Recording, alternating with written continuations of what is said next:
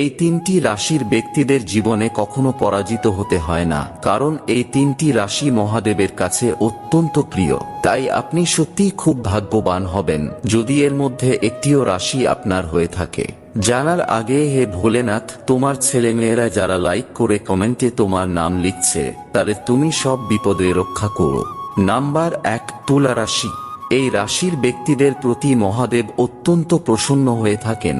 ভগবান শিবের কৃপা থাকার কারণে তুলা রাশির লোকদের জীবন শান্তি ও খুশিতে ভরে যায়। নাম্বার 2, মেষ রাশি। এই রাশির লোকেদের ওপর ভগবান শিবের বিশেষ কৃপা থাকে। জীবনে যে কোনো কর্মে মেষ রাশির লোকদের ভগবান শিব কখনোই নিরাশ হতে দেন না। নাম্বার 3, মহাদেবের প্রিয় রাশিগুলির মধ্যে অত্যন্ত প্রিয় রাশি হল কুম্ভ রাশি। এই রাশির লোকেদের খুব বেশি পরিশ্রম করতে হয় না, খুব কম সময়ের মধ্যেই এনাদের সফলতার